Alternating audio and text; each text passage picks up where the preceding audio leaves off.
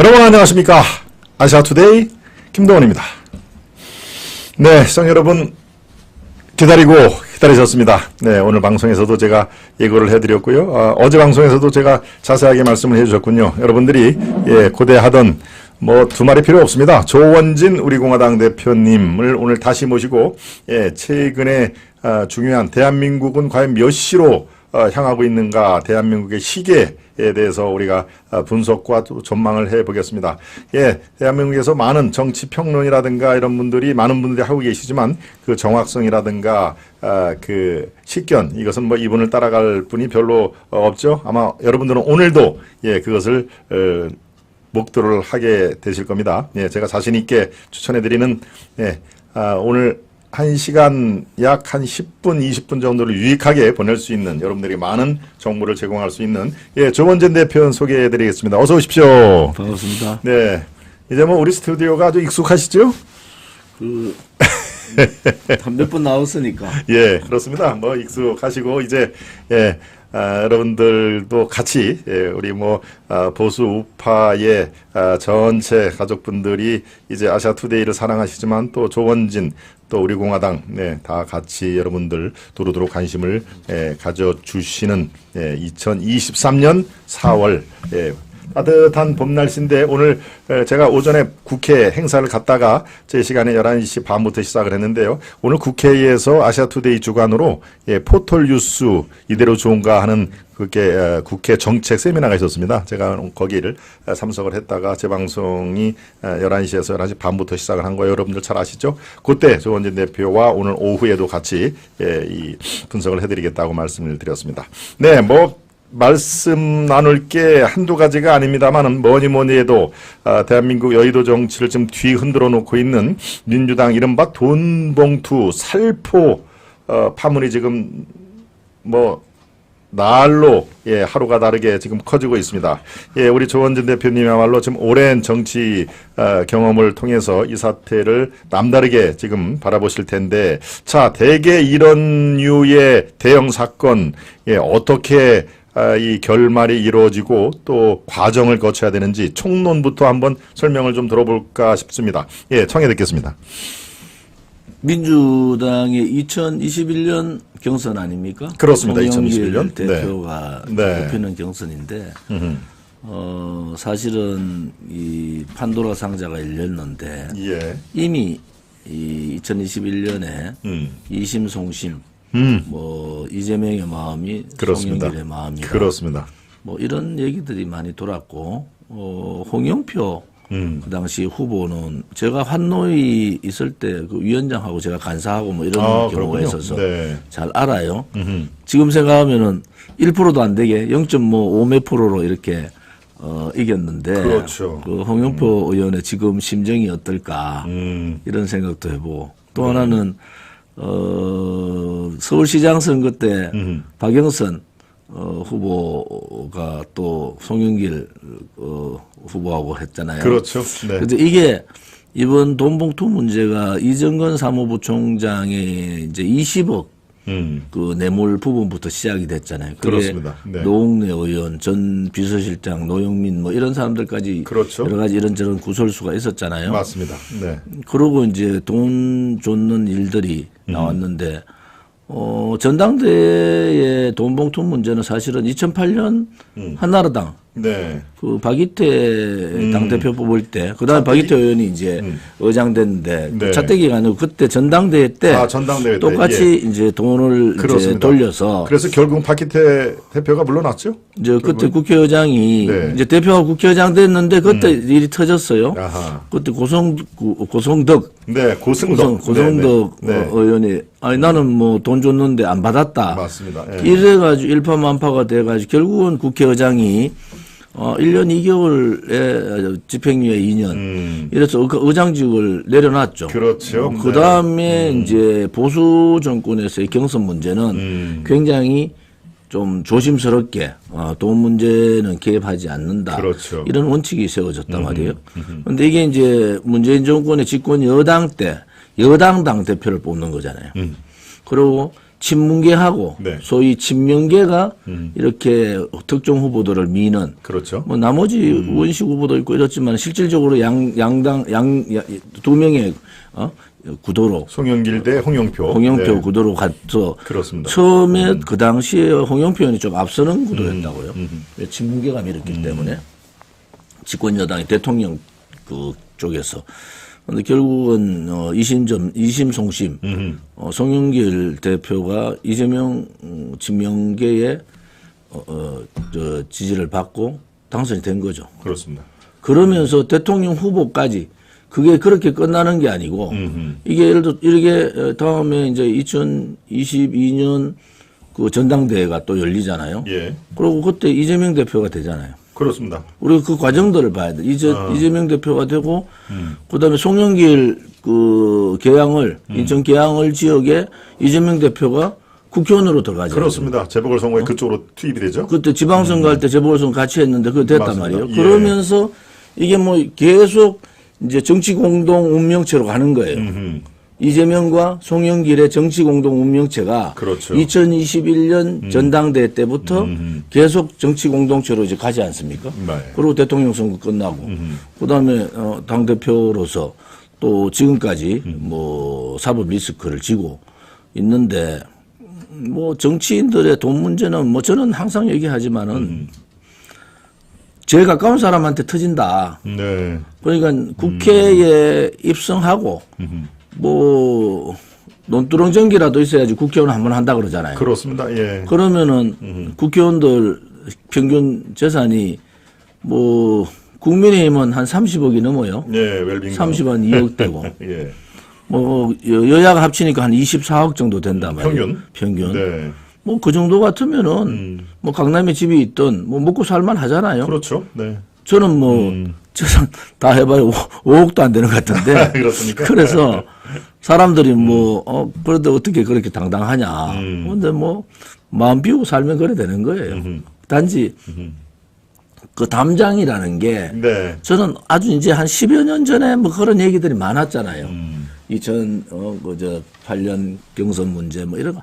이제 정치인들의 그 담장을 이렇게 걸어가는 그러한 정치. 교도소 담장님 말씀하시는 거죠? 교도소 담장. 그런 좀 네. 뭐 없겠다. 또 선거 관련해서 선거법이나 정당법이 워낙 강하다고요. 네. 거기는 이제 시민단체와 우리 공화당도 시민단체가 정당이기 때문에 분기별 선관위에 이제 회계 보고를 해야 되고 또 회계 보고를 공개하고 네. 뭐 이런 부분들이 다 있었기 때문에 그런 부분에 대한 부분 일들은 이제 좀 우리나라 정치에서는 뭐 뒤로 이렇게 뭐 자기들끼리 개인적으로 이렇게 하는 거는 모르겠지만 뭐 대놓고 의원들한테 돈 살포를 해서 나누겠다. 그리고 경선 그 불법 자금을 쓴다. 네. 이거는 돈이 50만 원이든 300만 원이든 그거의 돈의 이 자꾸 적고의 문제가 아니다 이거지. 그 생각 자체가 문재인 좌파 정권, 문재인 좌파 독재 정권 5년 동안에 문재인 좌파를 주축으로 가고 있는 예. 좌파 운동권들의 생태다. 그 좌파들의 부패 문제는 네. 태양광 문제도 있었지만 여러 가지 부패의 고리들이 계속 터졌지 않습니까? 그렇죠. 5년 동안 문재인 정권은 뭐 이해찬 전 대표 말대로 우리가 20년, 30년 정권 가져가야 된다. 그렇죠. 그러니까 네. 자기들이 저지른 부패나 이런 부분들은 절대 정권 안 뺏기면은 뭐 절대 밝히지 않는다. 이러한 그 잘못된 인식들을 가지고 있었다. 네. 그래서 이번에 만약에 이런 문제가 이제 녹취를 통해서 그것도 이제 포렌식을 하니까 다 나온 거 아니겠습니까? 그렇죠. 네. 이게 뭐 3만 개의 그런 녹취가 있으면은 뭐 별의별 얘기들이 다 나올 거예요. 그런데 그 녹취를 들으면서 제가 느끼면 이거는 뭐 솔직히 조폭들도 아니고 말이야. 네. 형님 동생 하면서 돈 좀 저도 돈 주십시오. 이런 그렇죠. 국회의원들의 민낯이라는 게 그러면은 국민들이 바로 지지 처리를 해버려야 되는 거예요. 예. 민주당에 대해서 지지 처리해야 되는데 이재명 대표가 처음에 이것도 뭐 검찰의 탄압 수사다. 뭐 이렇게 했다가 보니까 이게 뭐 그렇죠. 녹취록 터지니까 예. 야 이거 잘못하다가는 자기의 사법 리스크 방탄 끝까지 맞물려 이제 쓰나미 같이 맞습니다. 내려갈 예. 거다 생각하니까 예. 더더욱 이제 사과를 한 거 아닙니까? 결국은 저는 지금 보는 관점이 자, 이 문제가 네. 뭐 이정건 사무부총장이라는 사람이 20억 뇌물 관련까지 됐으면은 예. 나머지 사람들 이재명과 같이 있었던 네. 나머지 사람들의 부분들이 이제는 이 윤석열 정부가 칼을 들지 않겠느냐. 그 말은 문재인 정권 5년 동안에 호가호식하고 네. 권력의 핵심에 있었던 사람들, 뭐 비서실장도 마찬가지고 그런 사람들 또 더불어민주당에 있었던 핵심 사람들 이런 사람들의 이게 부패 부분들이 이제 드러날 것 같아요. 그렇죠. 왜 드러나느냐? 이게 이제 부패의 이제 고구마 줄기가 부패라는 거 들면요 주르륵 딸려오거든요. 그렇죠. 네. 그래서 그런 부분들이 이제 어떻게 갈 거냐. 또 하나는 우리가 이제 그 이재명 대표의 지금 각을 세우고 있는 유동규 본부장이 있잖아요. 네, 네. 유동규 본부장이 왜 양심선언하고 그래 나왔느냐. 그것은 이재명 대표가 너무 자기들을 무시한다. 그러니까 자기들은 그냥 희생해라. 이재명 그렇죠. 대표 주변에 뭐 5사람이 사망했다. 그럼 나도 그 범주에 들어가지 않느냐. 이런 두려움이 있는 거예요. 한편 배신감도 있잖아요. 그렇죠. 그런데 네. 송영길 대표가 지금 국내 상황에 대한 파악을 덜 잘 된 것 같아요. 그러니까 이정건 그 부총장의 일탈, 개인 일탈로 맞습니다. 했다고. 그러면 개인적인 이정건 일탈. 부총장은 모든 것을 다 알고 있는 사람인데 그러면은 뭐 노웅래 의원도 그것 때문에 지금 문제가 된 거 아닙니까? 그렇습니다. 네. 그러면은 그냥 당하겠느냐 이정건 부총장이 그러면은 이제 이거가 신호탄이 돼서 문재인 정권 5년 동안에 있었던 여러 가지의 부패의 줄기들이 뽑아 올려진다. 예.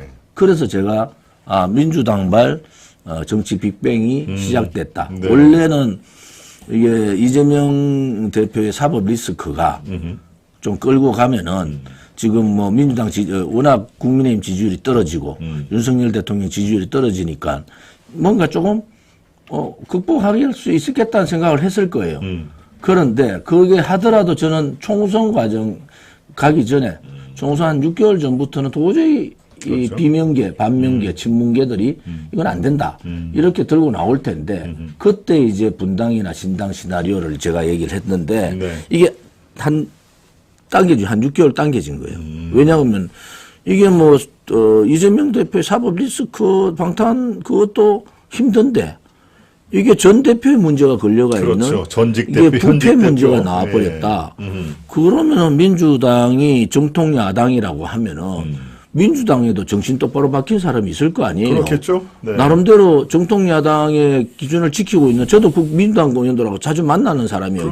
제가 왜냐하면 여러 가지 특위, 뭐 세월호 특위나 뭐 공무원 연금 개혁 특위나 특위를 제가 했기 때문에 특위 간사를 이렇게 맡아서 했잖아요. 예. 그래서 야당들하고 협상도 막 얘기를 많이 했는데 정신 똑바로 박힌 사람도 있단 말이에요. 그 사람들이 이렇게 이런 상황에서 총선을 치른다 저는 불가능하다 보는 거예요. 그래서 지금 비명계나 친문계, 반명계 쪽에서는 지난번 그 체포 동의안 네. 반란표, 반란표가 아주 올바른 표죠. 그렇습니다. 이재명으로 봐서는 반란표인데 올바른 표인데 네. 정의표라고 그 사람들이 네. 이제는 더 숫자가 늘어난다. 아하. 그러면은 이 문제가 그냥 그 2021년에 경선에 송영길 대표에 대한 부분이 아니라 예. 이거는 이제 이재명 대표까지 싸잡아서 부패 정당의 고리를 끊자. 예. 이렇게 나올 거라고요. 부패 정당의 고리를 끊자. 그렇죠. 네. 그러면은 야당발 이제 분당 사태, 야당발 새로운 새로운 흐름들이 나온다. 뭐 좌파들은 원래 그래 되면요 과감하게 버려버려요. 네. 과감하게. 저는 이번에 이재명 대표가 그 체포 동의안 문제가 정리가 되고 엄청난 반발이 많고 방탄국회에 대한 얘기들이 반면교에서 많았잖아요.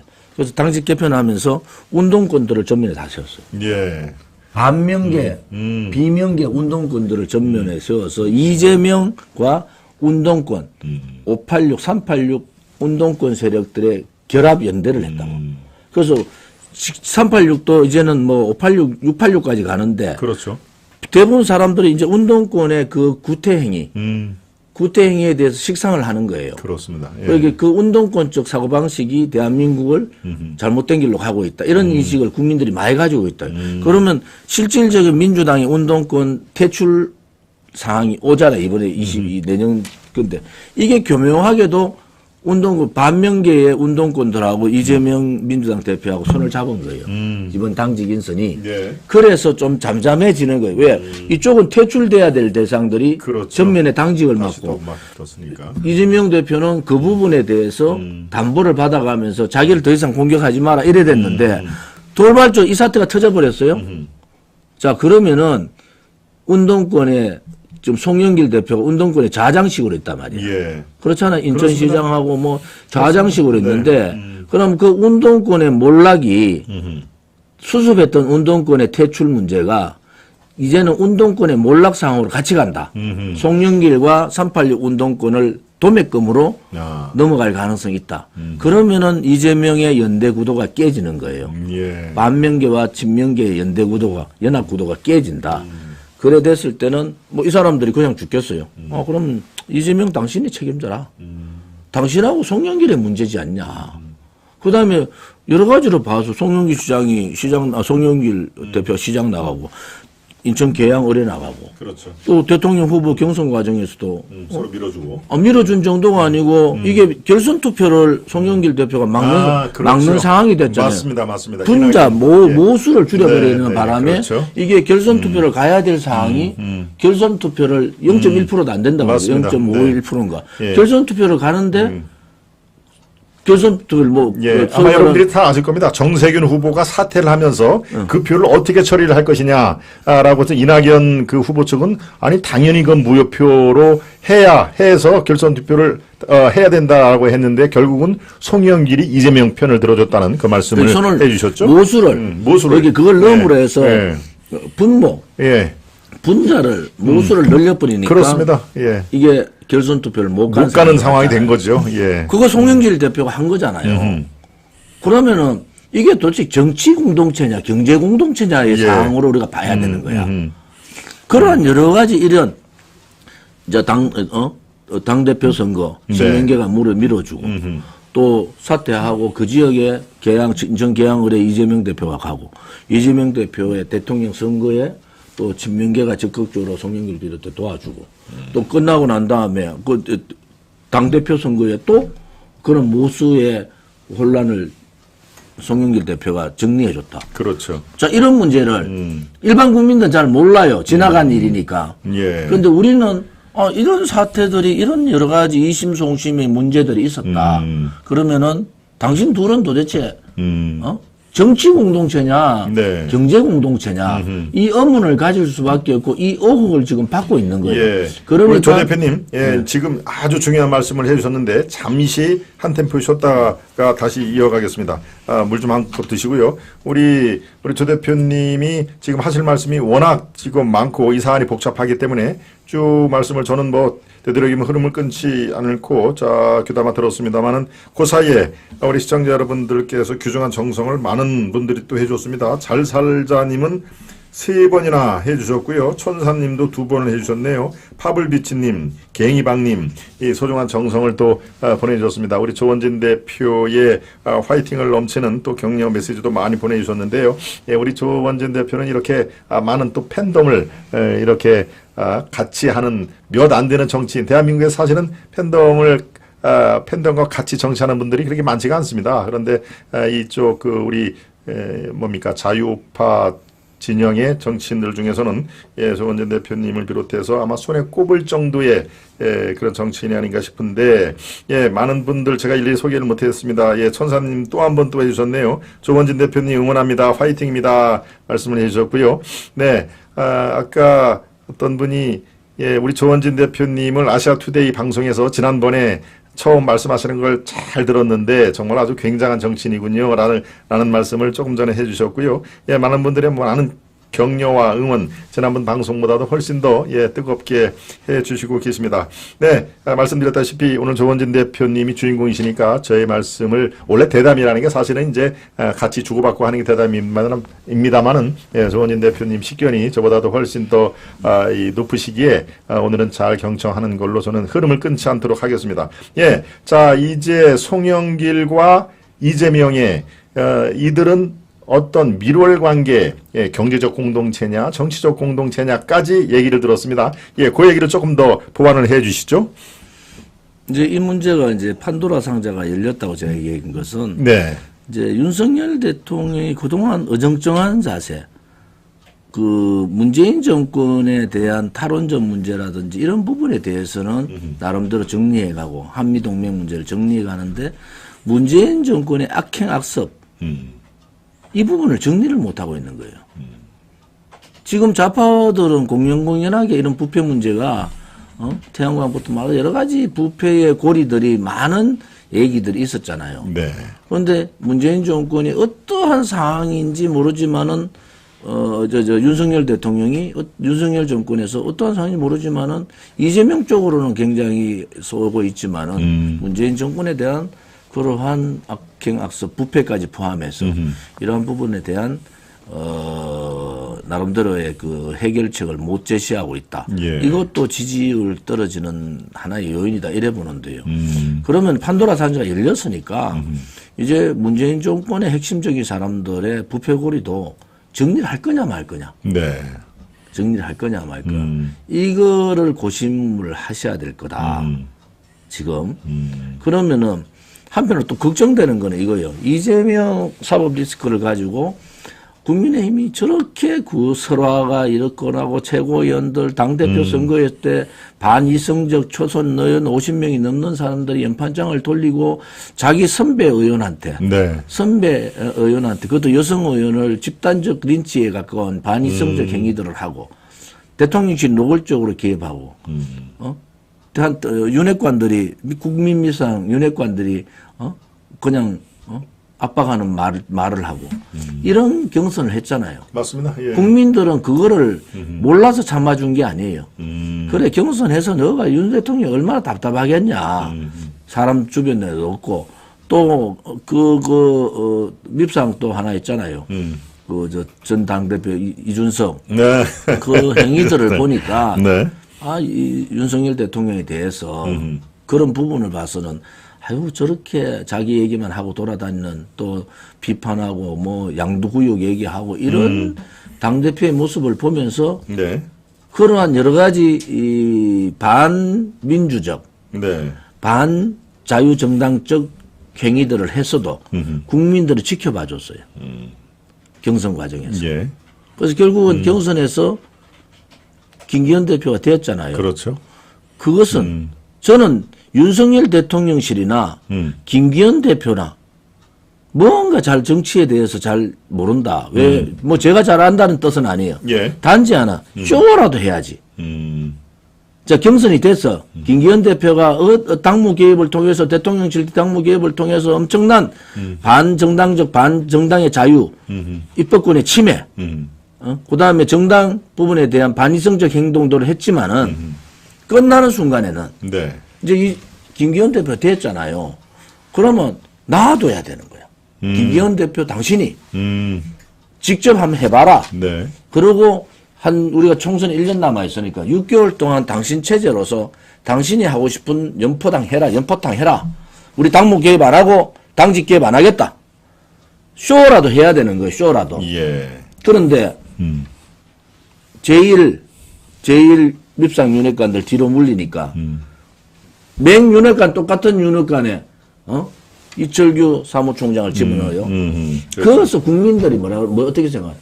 아 너가 어떤 수단과 방법을 안 가지고 당대표를 만들었는데 안철수도 진짜 찬밥 신세하고 나경원은 인격적 모욕을 통해서 불불불 떨면서도 그렇죠. 나중에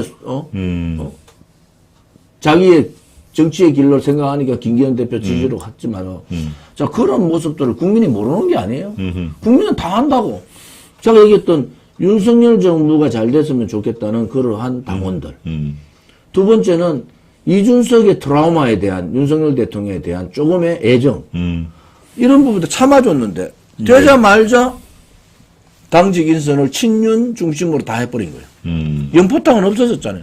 첫째, 거기에서 김기현 대표의 신임이 완전히 국민에 대한 신임이 완전히 떨어져 버린 거예요. 연포탕 약속했죠. 정치인이라는 것은 특히 여당 대표, 좌파들이야 당 대표부터 전부 다 그래요. 말을 뒤바꾸고 막 하지만은 보수 정당은 당 대표가 되면은 나름대로 지켜야 되는 거예요. 자기 말을 못 지키더라도 뭐 대통령실한테 얘기하냐. 제가 이렇게 됐으니까 오해하지 마라. 지금은 아무튼 우리가 국민들한테 그동안 오해받았던 부분들을 정리하기 위해서는 내가 중심적으로 당직 인선도 하고 좀 나갈 테니까 대통령실에서는 지켜봐라. 못했잖아요. 못했죠. 거기서부터 국민들이 돌아서는 거예요. 그래? 더 이상 기대할 게 없다. 그래 이제 국민들이 뭐 제가 좀 이것들 봐라. 너가 비이성적 행동을 했는데도 윤 대통령이 국민의힘이 윤 대통령을 잘 보좌하고 나름대로 윤 대통령이 정치적인 빛이 없지만 정치적인 여러 가지 인맥도 약한데 당이 윤 대통령을 도와주는 건 좋은데 그 밑에 이중대하라는 소리는 아니지 않느냐. 그러면은 견제를 하면서도 견제가 나쁜 견제가 아니에요. 윤 대통령 정부가 윤석열 정부가 잘 되는 견제를 해도 대통령실 중심으로 가버리잖아요. 네. 그때 국민들은 생각은 그러면 국민의힘에 기대할 게 없네. 그래서 동반 추락을 해버리는 거예요. 대통령 지지율도 추락하고. 그렇죠. 당도 추락하고. 이게 대통령이 전면에 나오면 당정 일치라는 얘기가 어떻게 보면 되게 듣기 좋은 얘기인데 당정 일치되면 당정 일망이 되는 거예요. 아하. 무슨 말인지 알죠? 네. 당하고 정부가 대통령하고 당이 따로따로 나름대로 견제해가면서 그러한 정치적인 나쁘지 않은 좋은 네. 쇼를 하는 겁니다. 네. 국민을 위해서. 견제와 균형을 딱 잡고요. 그렇게 네. 해야 되는데 이게 당정 일치로만 계속 얘기하더라고. 그러면은 윤 대통령 지지율이 떨어지면 국민의힘이 자칫 떨어져요. 국민의힘이 떨어지면 윤 대통령 지지율도 같이 떨어져요. 그렇죠. 그전에는 네. 따로 분리해서 하면은 당이 떨어지면 대통령 지지율로 당 지지율을 끌어올려요. 아하. 대통령 지지율이 뜨면 당 지지율로 당이 고정 지지자들 있잖아요. 네. 그 사람들이 끌어올려줘요. 근데 이게 지금 선거 끝나면서 같이 당정 일치를 떠들다 보니까 맨날 당정 일치, 당이 윤 대통령 윤 대통령 성공을 원하지 않는 보수 인사들이 어디 있으면 다 원하죠. 그렇습니다. 그런데 이거를 국민의힘 스스로가 당정 일치를 끌고 와버리죠. 대통령하고 당하고 하나다. 여기서 정치적인 평가를 해줘야 됩니다. 이것은 초보 정치 중에서 아주 초보 정치들이 하는 일이다. 아하. 조금만 정치를 알면은 경선 끝나는 순간에 대통령실에서 이미 대통령이 이제 대통령실 관여하지 말고 윤핵관 너것들 뒤로 다 빠져. 이제 김기현 체제로 간다. 그래 김기현 대표가 당신 하고 싶은 대로 해라. 인선도 그렇고. 네. 뭐 경선 아직 많이 총선 남아 있으니까. 그렇죠. 그래서 지지율을 올리자. 그동안에는 우리가 경선에 당신 당선되기 위해서 정진석 비대위원장도 이번에 총선에 지면 안 되기 때문에 단일 지도체 당적 일체가 돼야 되고 대통령실하고 호흡이 잘 맞는 게 아니고 이중대 역할을 하는 그게 대통령을 중간 평가로 이제 당에서 이제 모시고 온 거야. 정진석 비대위원장 이번 총선은 그렇죠. 중간 평가다. 이 부담을 정치를 좀 아는 사람 절대 그걸 안 합니다. 김동원 부사장이 그렇게 하겠어요? 그렇지 않아. 그렇죠. 경선에서 지면 안 되는데 경선에 이기는 순간에 이제는 1막이 끝났다는 말이에요. 그 1막 끝나는 게 공교롭게도 윤석열 정부의 1년하고 같이 맞먹 간다는 거예요. 그러면 윤석열 정부가 취임 이제 2년 차 들어가면은 그렇죠. 자, 당은 김기현 중심의 당대표 중심. 김기현 대표는 저하고 친구잖아요. 그래서 이분은 굉장히 부드러운 사람이에요. 사람들하고 만나서 얘기하기 좋아하고 이런 사람이야. 울산시장 때도 그런 평가가 있는 거예요. 예. 근데 이게 대표가 다 대통령실 눈치를 본다? 그러면 정당은 인기가 없어지는 거예요. 그렇습니다. 예. 자, 그러면은 그 다음에 자, 이 길을 넘어갈 때 당은 김기현 대표 중심 체제, 연포탕을 해서 아무튼 좀 떨어져 나갔던 사람들, 뭐 그런 젊은 천하동인인가? 뭐 그런 사람들도 이준석은 안 된다고 봐요. 나머지 사람들은 다 옆에 포용해서 같이 가라. 뭐 그 사람들이 하늘에 툭 떨어진 게 아니고. 그렇죠. 아무튼 같은 당이다 말이야. 맞습니다. 예. 그 다음에 이준석은 절대 안 되면 그러면 이준석은 빼자. 뭐 그러면은 이준석 주변에 있는 사람들도 정리가 좀 되잖아요. 두 번째는 이번에 윤지혁 원내대표 됐잖아요. 네. 자, 원내대표 협상하십시오. 협치해라. 원내에 대해서 조영호 의원이 저 친구라고 얘기하는데 조영호 의원 원내대표 한마디 했다가 대통령실에서 엄청 공격받았다고. 그 얘기는 주춤하고 안 하는 거야. 내가 왜 밉상되느냐고. 그런데 지금은 이 협치 안 한다는 것 때문에 대통령 지지율이 많이 떨어졌어요. 그렇죠. 그러면은 제가 그런 얘기했어요. 방송에서. 야당이 더불어민주당이 귀찮고 당황스러울 정도로 협치하자고 따라붙어라. 이것도 만나서 얘기하자. 양곡법도 만나서 얘기하자. 뭐 간호사법도 만나서 얘기하자. 안 만나주면은 찾아가라. 10번 찾아가면 언론에 계속 비칠 거 아니야. 원내대표가 찾아가. 아이고 이거 뭐 협상하자고. 그렇죠, 그렇죠. 우리 안은 이거라 하고 정책위에서 발표하고 해가지고 막 안을 가지고 막 서로 수정도 해보자 하고 이러 하면은 사람이잖아. 사람 서로 간에. 예. 이게 뭐 다른 게 아니고 국회의원들이에요. 싸우는 것 같아도 안에서는 다 대화가 통하잖아요. 그러한 국회의 심리적인 상황들을 대통령실이 아냐 이거야. 그러면은 과감하게 정치, 정당, 국민의힘은 김기현 대표 체제로, 입법은 국회는 원내대표 체제로. 요렇게가 가야지. 그리고 대통령실에서 할 얘기 있으면은, 뭐 정책적인 뭐 할 얘기 있으면은, 네. 그냥 비공개로 얘기해도 되잖아요. 이게 자꾸 노출이 되다 보니까 지금 위축된 게 뭐냐. 김기현 대표도 위축되고 원내도 위축되는 거예요. 그래서 그런 부분들을 해소하지 않으면은, 네. 국민들은 윤석열 대통령이나 국민의힘을 당정 일체로 보는 게 아니고, 당정이 아니고 정당이 당이 항상 먼저라는 이유는 뭔지 아시죠? 그렇죠. 당은 국민이라는 얘기예요. 그렇습니다. 예, 민심이죠. 네. 당은 국민이라는 얘기고 항상 당정이라 하지 정당이라 얘기하는 건 당은 국민이고 정은 그 국민의 봉사자다. 그래서 당을 먼저 항상 세우는 거예요. 지금은 당정 일체가 아니고 당 일체가 돼버렸잖아요. 그래서 이거를 빨리 바꿔라. 빨리 바꾸면은 네. 1년이 있지만은 저는 그 가능성도 있다 이래 보는 거죠. 그렇군요. 예, 지금 민주당의 돈봉투 살포 의혹 얘기를 하면서 예, 그럼에도 불구하고 국민의힘의 지금 현재 상황 이런 것까지 포괄적으로 예, 이렇게 짚어주셨습니다. 네, 말씀 중에 계속 여러분들 좋은 메시지를 보내주시고요. 또 파블비치님, 박길로 가시TV님, 예, 천사님, 잘살자님, 갱이방님, 예, 슈퍼챗 많이들 여러분들 작은 이 소중한 정성 대단히 감사하게 생각을 합니다. 여러분들이 좋은 또 메시지를 예, 조원진 대표에게 팍팍 기를 또 불어 주셔가지고 예, 조원진 대표와 또 우리 공화당 모두에게 새로운 기를 받는 또 하루가 됐으면 좋겠습니다. 네, 우리 시청자 여러분, 제가 웬만하면 이렇게 좋은 메시지는 제가 제 혼자 하는 김동원의 11시 김동원의 하이파이브 시간에는 소개를 많이 하는데요. 오늘은 우리 조 대표님과의 대담 시간이니까 좋은 메시지가 참 많지만 제가 살피지를 못하고 있습니다. 안드레체님, 소리새님, 파블비치님, 무서운 쇼님, 김머리님, 잘살자님, 새벽에 온다님, 신화선님, 심영식님, 김정무, 애구TV님, 윤소라님, 신불자님, 어쭈구르님, 각춘자님, 부인사님, 오인선님, 제니제니님, 네, 이 김 부사장과 조원진 대표 케미가 참 잘 맞는다 하는 된다는 얘기를 많이 또 해주시고요. 예, 저도 그렇게 생각을 합니다. 네, 그렇고 예, 오늘 저희 방송 처음 찾아주신 분들이 상당히 많으신데요.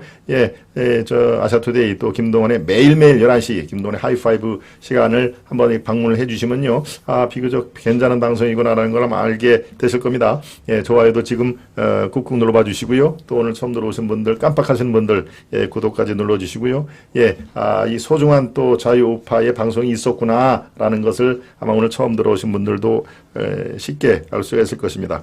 예, 좋습니다. 우리 조원전 대표님과는 대선 과정에서부터 해가지고 지금 한 6차례, 7차례 방송을 지금 하고 있는데요. 예, 할 때마다 여러분들이 많은 격려를 해주시고요.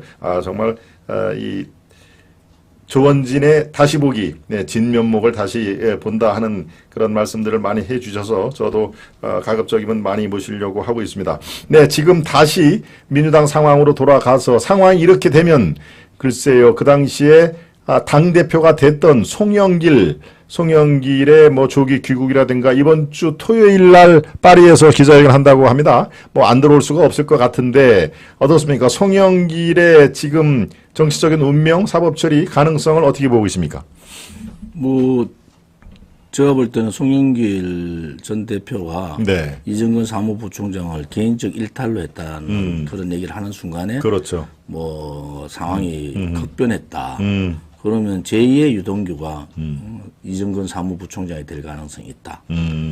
그랬을 때 송영길 대표가 버틸 수 있느냐. 그렇죠. 저는 뭐 송영길 대표가 법적 도덕적 책임을 져야 된다. 그것이 송영길 대표 혼자의 문제가 아니고 네. 386 운동권들의 부패 시스템들이 깨진다. 그렇네요. 그리고 네. 퇴출 되는 그러한 운동권들의 시대가 일막을 이제 고했다. 종막을 고했다. 네. 그런 상황으로 발전적으로 가면 그래 가야 된다. 예. 저는 그렇게 보고 있죠. 그렇군요. 예, 제가 오늘 지금 우리 방송에 처음 시작하기 전에, 예, 아직 조 대표님이 본격적으로 말씀하시기 전에 가제를, 예, 부패 민주당과 이 좌파 운동권 세력의 종말이 시작됐다라고 제가 가제를 지금 달아서 아마 여러분들의 썸네일에 그렇게 보이시죠? 지금 말씀을 들으니까 제목 또 조 대표님의 평소 생각을 제가 많이 들어서 알고 있기 때문에 가제가 비교적 잘 됐다라는 생각을 지금 하고 있습니다. 네, 실제로 정말 저도, 예, 지금 말씀에 한 표, 적극적으로 한 표를 찍습니다. 예, 이제 저도 마찬가지로 이 386, 이제 486, 686까지 갔죠. 예, 앞에 있는 6이 이제 60대, 386은 30대, 80년대 학번이 386이라는 거 아니겠습니까? 예, 저도 그 일원 중에 한 명이었습니다만은 진짜 이 겉다르고 속다른, 예, 이런 운동권 세력이 대한민국의 주체 세력으로서의 하는 말은, 하는 시간은 빨리 좀, 예, 종식이 됐으면은, 예, 이게 아마 그렇게 될 겁니다. 우리 조 대표님 말씀대로 종식될 시간이 다가오고 있다라는 말씀에 제가 공감하는데요. 자, 그렇다면 송영길을 중심으로 한 운동권 세력의 쇠퇴, 종말이 다가오고 있다라고 하면은 마찬가지로 송영길과 이재명의, 예, 이른바 송심, 이심 송심이라고 우리가 이뤄서 잘 알고 있었는데 이재명의 종말도 시간이 앞당겨질 수가 있겠습니까? 이재명과 송영길을 같이 묶어서 한번 전망을 해 주시죠. 이재명의 운명. 지금 이제 그 386 운동권들이 뒤로 물러서는, 네. 친명계 386 운동권은 물러서는데, 네. 소위 반면계, 친문계는 이걸 기화로, 그렇겠네요. 기회로 잡아요. 그러면서 친명계하고의 단절을 할 가능성이 높다. 운동권 세력도 친명계가 있고 친문계가 있다. 지금, 운동권 예. 안에도 섞여 그렇죠. 있어요. 그러니까 맞습니다. 네. 그 친문 반면계의 운동권 세력들은 이걸 기화로 차별화를 시키고 아하. 자기들의 살아남는 길을 찾을 거다. 그렇겠네요. 그러면 결국은 이재명 대표는 당대표 기한이 아니 맞으면 총선까지 다 가고 그렇죠. 끝까지 버틸 거라고요. 그럼 결국은 갈라설 수밖에 없다. 아하. 야당들은 명분 있으면 갈라서요. 또 자기 실리를 위해서도 갈라선다. 그러면 호남이 어느 쪽을 손을 들어주느냐. 호남은 저는 볼 때 이재명 아닌 그 반 이재명 쪽에 새로운 신당 쪽에다가 손을 들어줄 거다. 그러면은 이재명의 민주당이 쪼그라든다. 그렇죠. 그럼 결국은 다음 총선을 지나고 나면은 작은 민주당이 이재명의 민주당이 될 가능성이 높아지면은 네. 이제 정치 정리가 좀 되는 거죠. 이제 대통령 선거에서 졌던 이재명, 그다음 당 대표로서 방탄국회와 사법 리스크를 했던 이재명의 네. 상황들이 끝이 나는 상황이 와요. 그러면은 야당을 우리가 봤을 때는 또 다른 야당이 없어지진 않을지 않습니까? 그렇겠죠. 그러니까 그러한 야당의 개혁, 그들이 말하는 개혁이면 제가 볼 때는 개혁보다는 자기 살기 위한 그렇겠네요. 그러한 방향들을 전개할 거다. 그러면 결국은 작아지는 더불어민주당 이재명의 민주당과 나름대로 그 다음 총선을 통해서 야당 일당, 그게 야당 중에서 그 다수당이 있는 정당, 이 정당이 이제는 제1야당으로 제1야당으로 올 가능성이 높다. 그렇다면은 지금 현재 야당, 제1야당이 분당이 될 가능성은 매우 높게 보시는군요. 그렇죠? 당이 지금 분당 쪼개지고 안 할 수가 없는 상황이에요. 왜냐하면 이재명 대표가 내려놓질 않는다고요. 그렇겠죠. 결국은 호남 민심이 전 돌아서고요. 그러면은 제2의 소위 친문계가 부활을 하는 겁니다. 부활이 됐다. 친문계가 그럼 부활. 호남에서의 지금 이전에 안철수의 국민의당 이 바람 이런 것들이 비슷한 바람이 불 수가 있다라는 말씀으로. 저는 그 바람보다는 오히려 주류가 이 분당하는 새로운 그 주류가. 친문계, 반면계가 주류가 될 가능성이 그렇군요. 높다는. 주로. 예. 여기는 이재명 대표의 버티기가 그것까지 각오를 하고 그것까지 버틸 수 있느냐. 그런 부분들은 저는 어렵다고 봐요. 그러니까 중간에 포기하고 그냥 민주당 분열을 막을 거냐. 그렇지 않으면 민주당 분열을 하더라도 나는 내 길을 계속 가겠다. 그래 갈 거냐의 관점은 우리가 6개월 정도 지켜보면 나올 것 같아요. 그렇겠죠. 그게 이제 그 양산 문재인 전 대통령이 움직임도 예의주시해야 될 사항이 이제는 그 이재명을 중심으로 한 송영길 운동권의 소위 대부 지금 좌장이죠, 좌장. 좌장이라고 그다음에 그 이해찬. 이해찬. 뭐 이런 친명 지지 그 지도부들의 퇴조를 하면서 친문. 뭐 그렇다고 해서 문재인이 뭐 다시 살아오는 건 아니지만 그렇겠습니다. 그 부류들이 다시 올라올 가능성이 높다. 그러면 이제 야당의 구조 체계 판도 개편은 되는 거예요. 그렇겠네요. 왜냐하면 지금 이 상태가요. 그냥 뭐 한두 명이 아니고 녹취가 까지고 국민들이 막 불불불 떨 정도잖아요. 그렇습니다. 그것도 팬데믹이 한창 할 때 그때의 상황에 2021년 맞습니다. 국민들이 목숨을 걸고 지금 버티고 있는 그 상황에 자기들은 돈 노름을 했다 이거야. 거기에서 국민들의 분노를 가라앉힐 수 있다 저는 없다고 봐요. 그러니까 한 3, 4일 버티다가 이재명 대표가 아이고 잘못했습니다. 우리가 직접 해보겠습니다. 그럼 검찰에다가 철저한 수사해달라 이거 아니에요? 그렇습니다. 그것은 자기가 버티기 위한 거예요. 너가 이제 희생돼도 방법 없다. 내라도 살아야 되겠다. 이거 아니겠어요? 그래서 우리가 이런 관점에서 야당의 변화를 우리가 예의주시하자. 그러면 야당이 저래 가면은 여당이 지금 김종인 그 전 비대위원장 그 영감님이 비주력에 다 모은다는 거 아니에요? 무슨 말인지 알겠습니까? 이준석, 그다음에 금태섭 이렇게 비주력에들 다 모아가지고 이봐라 김종인 영감 계속 쳐다보고 있는 거예요. 보다가 이게 이제 서로 빅뱅의 현상이 블랙홀로 빠져들어가는 거예요. 이쪽은 대통령 지지율 떨어지고 김기현 체제가 거의 힘을 못 쓰고 대통령도 지지율이 뭐 30% 밑으로 떨어지고 35%에 딱 바뀌어가지고 딱 거기서 왔다고.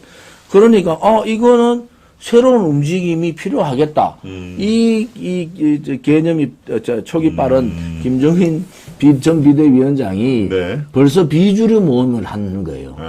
그럼 비주류 모험 누가 하겠습니까?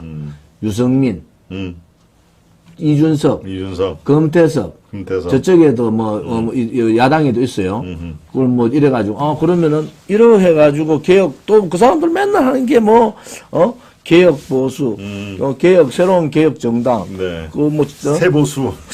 뭐 이렇게 해서 또 나와요. 이제 보수도 안 할 거예요. 중도 정당, 새로운 중도, 새로운 국민이 중도 정당.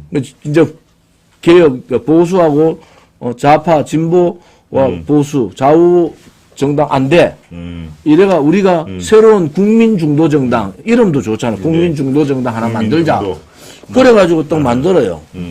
지금 그 문제가 현실로 다가와 버렸어요. 아하. 이게 제가 6개월 빨랐다는 얘기는 예. 대통령 지지율이 1년 동안 윤석열 대통령이 민생, 노민생, 노협치, 노개혁, 노문재인 적폐 정산 이 네 가지의 문제가 윤석열 정부의 지지율을 끌어내리는데 뭐 외교 문제는 단기적인 문제예요. 예. 전반적인 문제는 그러한 부분들이 윤석열 정부가 1년 동안 기대를 했는데 그렇죠. 팬데믹이 힘들었는데 맞습니다. 정권만 교체하면은 국민들 정권만 교체하면 물론 윤석열 정부가 다 책임지는 건 아니에요. 예. 뭐 우크라이나 문제도 있고 공급망의 문제도 있고 반도체의 경쟁 구도의 문제도 있고 여러 가지 문제가 있습니다. 유류값도 있고 뭐 그 미국의 고금리 현상도 있잖아요. 환율 문제, 고환율 문제. 뭐 이런 게 복합되어 있지만은 그래도 국민들은 그래도 그러면은 대통령이 당무 개입 이런 거 말고 이재명 칼로 치는 거 이거 말고라도 네. 뭐 잘못된 거 부패하는 거 맞죠. 그런데 그런 거 말고 민생 경제에 올인해서 정말 민생의 갑옷을 입고 칼을 들어야 되는 거예요. 매일 민생 현장 찾아가고 매일 잠바 입고 대통령이 지금 양복 입고 있을 상황도 아니야. 매일 잠바 입고 민생 현장 찾아가고 민생 현장이 얼마나 안 주고 노동 시간 유연화. 그렇죠. 지금 90시간 노동하는 사람도 있습니다. 52시간이 아니고 69시간이 아니고 예. 그러한 노동 약자들에 대한 부분을 어떻게 처리할 거냐? 어떻게 할 거냐? 반도체?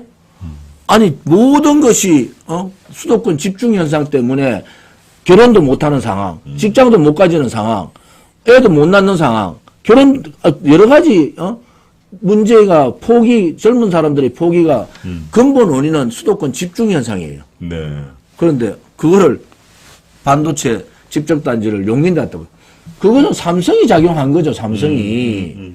삼성이야 대기업이야 용인에 있으면은 사람들 뽑기 좋고 그렇죠. 뭐 다 좋잖아요. 그런데 국토균형 발전을 암만 얘기하면 뭐합니까? 그거 하나라도 아니 산업은행 부산 옮기는데 산업은행 직원들 노조가 얼마나 반대하면 예. 쉽지 않잖아요. 네. 그런데 새롭게 만드는 것은 대통령이 할 수 있는 거잖아요. 그러면 국토균형 발전이라는 철학이 몸에 배어 있으면 저 같은 사람이 있으면은 지방에서 청년들이 일자리 없어서 결혼 못하고 여성들이 다 서울 올라와요. 그러니까 남성들이 같이 올라가는 거예요. 지방대학이 다 부실화되고 지방에 대구 따지면 대구은행이 제일 큰 기업이야. 이런 지방의 상황들을 알면은 그렇죠. 이 문제만큼은 정말 눈 딱 감고 구미전자 다 무너지니까. 아니 표는 다 받아놓고 그런 거는 삼성을 설득해야 되잖아요. 네. 이거 지역 균형 발전에 좋은 일자리, 좋은 인재도 지방에 갈 수 있는 길은 좋은 기업을 가야지 지방에 가잖아요. 그렇습니다. 저는 어떤 지역을 떠나서 그게 호남에 들어가든 영남에 들어가든 대구, 경북, TK 오든 그런 방식대로 가야 되는데 여기서부터 이제 지방 시도민들이 생각이 바뀌는 거예요. 네. 이건 뭐지? 이게 뭐지? 지방 대학교에서 엄청나게 지방의 여러 가지 민심들이 엄청나게 용산 대통령실에다 건의를 한 거예요. 왜? 그래 가면은 지방에 지금 반도체 학과 다 죽습니다. 예. 이렇게 자 기업이 반도체 집적단지 대기업들이 다 들어오잖아요. 그러면 좋은 기업이 있으면 좋은 사람들이 오잖아요. 그런 부분에 대한 철학이 있느냐는 거야. 그러면 민생도 못 챙기고 경제도 못 챙기고 물가는 오르고 지금 그 유가도 지금 뭐 올라가고 금리 때문에 하나 금리 얘기해 드릴까요? 지금 이거 주호영 대표 때 내가 얘기한 거예요. 아하. 자, 주 대표 예. 그 집 살 때 대출 받은 거 있냐 그래. 자, 보통 일반 사람들은 집을 살 때 최소 60%, 네. 70%, 80%까지 나갈 때 80%가 대출을 해줬어요. 자, 주담대라 그러죠. 주담대. 주택담보대출. 네. 그 다음에 주택이 있으면 신용대출도 해줬어요. 그렇습니다. 예. 주택이 있으면. 자, 그러면은 이번에 미국의 고금리, 미국의 인플레이션 방지하기 위해서 금리를 계속 올렸는데, 자, 그러면은 이 금리 올리고 난 다음에 한국이 자동으로 안 올 수가 없잖아요. 왜? 한국에 있는 외국 투자자들 빠져나가기 때문에 방법이 없어요. 네, 맞습니다. 그래도 한국은행 이창용 그 한국은행장이 네. 저 고등학교 1년 후배예요. 아, 그렇군요. 네. 이창용 총재가 나름대로 선방하면서 했지만은 그런데 결국은 4.7% 정도의 이자를 내던 대출자가 7%를 넘겨내요. 그러면은 30% 40% 더 내는 거 아니에요? 200만 원 이자 내던 사람이 300만 원 내는 거 아닙니까? 그렇죠. 네. 자, 그런데 은행은 빚잔치가 아니고 은행은 돈잔치하고 있어요. 은행은 돈잔치야. 윤석열 대통령이 한마디 했어요. 그것 때문에. 맞습니다. 예. 말을 하면 뭐합니까? 실천을 해야지. 그러면은 거기에 관련된 사람들이 가족 단위로 1인 4가족으로 따져서 3가족으로 따져도 가족 단위로 1,000만 명이 됩니다. 그렇습니다. 예. 이거는 정부가 할 수 있는 건데 왜 못하냐고. 지금 당장에 팬데믹 때문에 자영업자 하는 사람들 어렵고, 자기 대출 받은 거 갚기도 했는데 은행 대출이 30% 올려버렸다고요? 자, 이거는 정부가 어떻게 이건 포퓰리즘이 아니잖아요. 어떻게든 숨통을 털어줘야 되잖아요. 그렇죠. 네. 아니, 대한민국의 국민들이 잘못해가 이자가 오른 겁니까? 아닙니다. 예. 미국이, 자기들 경제를 막기 위해 가지고 세계 경제를 뒤흔들어 버린 거 아닙니까? 거기에 우리 한국은행은 방법이 없어요. 네. 안 그러면 외환 사태가 또 벌어지니까. 자, 그러면은 결국은 미국의 정책이 우리 서민들까지 영향을 미쳤다. 대통령은 이 문제는 정리를 해줘야 된다. 이건 포퓰리즘이 아니고 네. 이거는 세계적인 추세로 우리 서민들이 고통스러워야 되느냐. 한 달에 100만 원을 문재인은 돈을 그냥 줬잖아요. 그게 아니고 환율 금리 문제 때문에 미국의 금리 인상에 한국의 금리 인상을 가져갔고 그 금리 인상으로 인해서 서민들이 중산층들이 고통을 받으면 그것을 네. 해소해야 될 책임도 국민한테 있는 거예요. 그러면 이게 금리 인상이 어느 정도 이제 정리가 됐단 말이에요. 예. 제일 먼저 풀어줘야 될 게, 소위 소득, 이 중산층이나 저소득층이나 혹은 우리 어려운 약자들에 대한 풀어줘야 되잖아요. 그거를 하면은 그렇죠. 윤석열 대통령이 1,000만 명한테 혜택을 주고 명분도 있잖아요. 왜 그런 과감한 정책을 못 쓰냐. 그게 어떻게 보면 민생의 핵심인데요. 그죠? 네. 아니, 지금. 한 달에 100만, 가만히 앉아가 100만 원을 더 내는 그러니까요. 그러한 그 주택 가진 사람들이 얼마나 많는지도 파악이나 대가 있는지 모르겠어요. 그런 부분들을 해소해주는, 제가 민생이라는 게요. 뭐 복잡하게 그게 아니라고. 네. 어쩔 수 없이 정책이 잘못했던 네. 문재인 정권이 좌파 정권이지만 정권이잖아요. 정권은 연계성이 있다고. 문재인 정권이 잘못했다고 욕도 해도 돼요. 그렇죠. 그렇지만 문재인 정권의 잘못된 것을 바꿔가면서 또 여기에 피해본 사람들을 구제를 해야 되잖아요. 그 구제 못하고 있으면은 정권 교체의 의미가 없다. 그러네요. 그래서 제가 하는 소리는 그러한 여러 가지 얘기들이 근로시간 52시간제 69시간 늘린다. 책상에 앉아가지고 앞만 떠들면 뭐 대통령실에서는 69시간 하고 대통령 60시간 이상 안 된다 하고 실질적으로 사회적 약자에 가니까 90시간 근로하는 사람도 있고 결국은 대기업에 있는 직원들은 예. 그러한 혜택을 다 받아요. 예를 들어서 근로시간 연장되면 연장 수당 근무 받고 그렇습니다. 예. 뭐 다 챙깁니다. 왜? 노조가 이게 지금은 80% 이상의 노조 가입을 안 한 근로자가 있단 말이에요. 이분들에 대한 대책을 69시간에서 대책을 가지고 갔느냐는 거야. 이분들은 노동약자라는 부분은 민주노총이나 한국노총에 밖에 있는 분들이에요. 그렇죠. 그러면은 네. 다 그렇지 않지만은 악덕 기업인들이 있으면은 노동 착취에 당할 수밖에 없고 그 노동을 하면서도 수당을 제대로 받지 못하고 네. 그런 부분들이 이게 제가 한노의 간사까지 해봤잖아요. 노동 현장이라는 게 그런 현장입니다. 정부에서 쉽게 69시간 했다. 네. 그것이 고스란히 돈으로 돌아가는 게 아니란 말이에요. 그러면 거기에 사각지대에 있는 그런 부분들을 어떻게 정리할 거냐.